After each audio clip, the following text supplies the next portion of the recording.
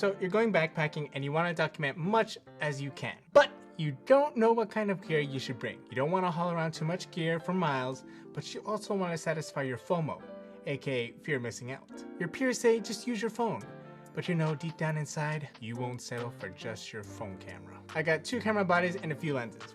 How much gear do you think I carried? Stay tuned because this is the video that's going to help you decide what camera gear to carry for your next backpacking trip. There are 2 kinds of lenses that you want to be able to use for your hikes. Those are ultra-wides and telephoto lenses. Of course, with the ultra-wide lenses that range anywhere from 12 to 24mm lenses, you can get those larger-than-life kind of nature shots. And with telephoto lenses that range from 70 to 600mm, you can isolate and capture larger-than-life mountains or hills that are far away. For my recent backpacking trip, my camera setups were the A7S III with the ultra-wide 14mm lens from Samyang, and my Sony a6400 with Sony's 24 to 105mm that helps me get a full frame equivalent focal length of roughly 35 to 168mm. Basically, I got the ultra wide and I got some good distance of a telephoto lens. To find out my tolerance for camera gear carry, I went for a trial hike with my A7S III in my hand and my A6400 tech pouch with camera accessories, batteries, and a mini tripod packed towards the top of my backpack.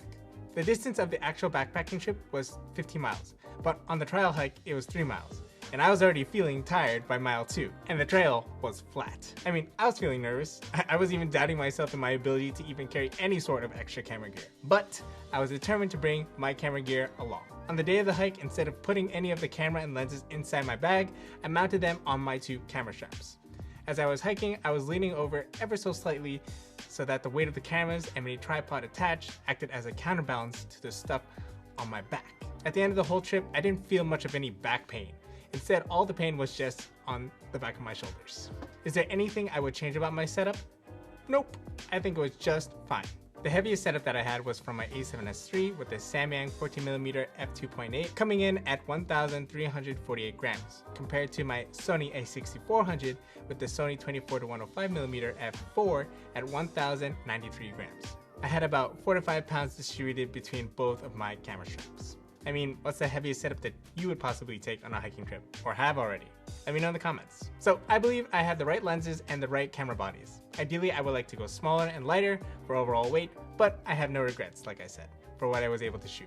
I used all 3 of my A7S III batteries and all 4 of my A64 batteries over the course of roughly 2.5 days of the trip. I did bring a power bank just in case, but I only used that to charge my phone.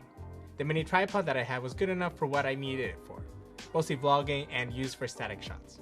Unfortunately, I did not get to use this cool feature of this Mantis pod and hang it anywhere, but it's okay. I was still able to use this as a kind of top handle for my tripod, like so. Of course, I'm gonna flip the footage in post, but you get the idea. And I was also using it as like a vlogger's handle, just like so.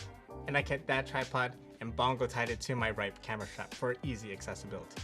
Overall, what I carried and how I carried was more of a blessing than a curse. If you want to see my camera gear as well as the backpacking gear that I brought, I have links left in the description for you to check out.